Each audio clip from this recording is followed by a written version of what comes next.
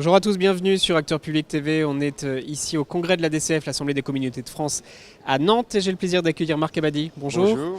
Vous êtes directeur du réseau des territoires de la Caisse des dépôts. Vous avez assisté à ces échanges. Il y a une actualité autour des collectivités territoriales. Un mot, une réaction sur le contexte. Le micro. J'ai eu la chance en plus d'être invité par la DCF hier à participer à leur assemblée générale. On retrouve la thématique de bon nombre de congrès d'élus locaux en ce moment, vous ne serez pas surpris. Et en même temps, le message, je crois, est d'une grande confiance dans l'intercommunalité. Nous y sommes très sensibles. J'y suis très sensible pour avoir, quand j'étais jeune fonctionnaire, écrit la première loi sur les communautés de communes, avoir participé à la rédaction de la loi Chevènement. Et en plus, c'est une des priorités de la Caisse des dépôts de travailler avec les intercommunalités. Donc ce message de confiance dans l'intercommunalité, dans sa diversité, dans sa pluralité, dans cette adaptation à la différenciation des territoires, est un message qui rejoint la façon dont la Caisse des dépôts veut travailler de façon privilégiée avec les EPCI. Pour rester encore un peu général justement sur ces congrès d'associations d'élus locaux, vous étiez aux Régions de France, au congrès Régions de France. Il y a une problématique qui est financière. Un mot là-dessus, visiblement toutes les collectivités ont besoin d'un accompagnement sur leurs projets structurants. Mais absolument, et c'est bien le cœur du projet que nous portons à la Caisse des dépôts depuis plusieurs années, c'est de contribuer à ce que l'investissement territorial soit effectivement pas sacrifié dans ces politiques d'ajustement nécessaires d'ailleurs pour l'équipe des finances publiques, qui sont conduites avec succès d'ailleurs par les collectivités locales, comme la Cour des comptes l'a dit. Donc nous avons proposé effectivement d'adapter notre offre, d'allonger nos prêts, nous avons refait des prêts bonifiés, nous avons consacrer beaucoup plus de fonds propres avec beaucoup de succès. Les demandes sont même au-delà de nos propres objectifs dans le dialogue avec l'ensemble des acteurs locaux, les collectivités, les SEM, tous les acteurs publics locaux. Et donc nous nous sentons parfaitement en phase avec là-dessus. Nous l'avons dit au gouvernement, nous sommes prêts à faire plus.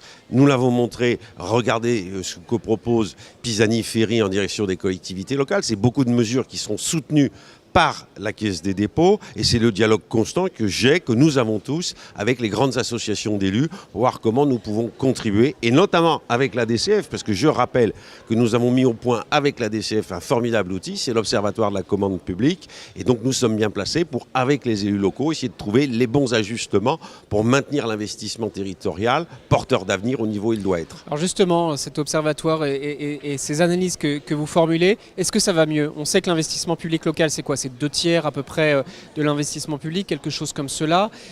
Investissements en difficulté qui ont baissé il y a quelques années. Là, ça va mieux, ça repart? Écoutez, ça a considérablement baissé ces 3 dernières années. Tous les chiffres convergent. En plus, nous, notre prisme de la commande publique est un peu plus large parce qu'on veut saisir, y compris pour avoir une ingénierie financière qui s'adapte à ça, à des nouvelles formules de financement des investissements. Donc il y a eu une forte baisse.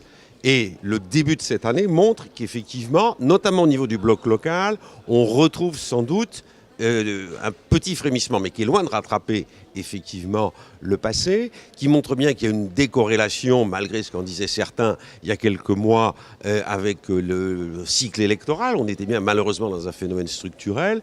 Et donc nous voulons encourager, c'est pour ça que nous avons mis encore plus l'accent sur notre capacité à mobiliser des fonds propres, à mobiliser de l'économie mixte, non pas au sens des sociétés d'économie mixte, mais des financements mixtes, des financements pluriels. Et ce message passe bien, et les élus sont très demandeurs, et nous faisons des propositions originales sur un nombre de secteurs d'intervention que nous ne couvrions pas. Madame Johanna Roland a parlé ce matin d'un projet qui est cher, d'ailleurs qui est en plein débat avec les États généraux de l'alimentation, auxquels on ne pense pas toujours. C'est les projets de territoire alimentaire, et nous allons avoir de nouvelles interventions de la Caisse des dépôts, par exemple, sur ce sujet. Alors, est-ce que on peut dire qu'aujourd'hui, il faut faire un peu dans la dentelle? C'est-à-dire, est-ce qu'il faut s'adapter clairement au particularisme des territoires? Avant, certains accompagnements étaient peut-être, certains textes, certains cadres étaient plus généraux. Là, il faut vraiment tenir compte de ce qui se passe individuellement dans chaque territoire. Absolument. Enfin, c'est pas de la dentelle, c'est tenir compte du réel. Pour reprendre, qui n'est pas le même d'un territoire à l'autre. Pour reprendre un célèbre Tarnais comme moi qui est Jean Jaurès, il faut comprendre le réel. Et le réel aujourd'hui, c'est la diversité des territoires. Il n'y a pas d'opposition entre le rural et l'urbain. Ça a été toute la thématique de tous les discours ce matin, celui de M. Mézard, celui de Mme Johanna Roland, celui du nouveau président, bien entendu. Bon, et donc la Caisse des dépôts, nous on le voit bien, il y a des fractures territoriales au sein des territoires, c'est pas entre territoires. Et ce qu'il faut, c'est effectivement avoir des politiques qui s'adaptent. Il faut un cadre global qui assure, et c'est notamment le rôle de l'État, la grande cohésion des territoires. Et il faut que chacun de ceux qui interviennent sur les territoires, et c'est le rôle de la Caisse des dépôts, s'adapte au territoire, d'où notre politique de convention pluriannuelle, avec des engagements précis et adaptés aux réalités territoriales.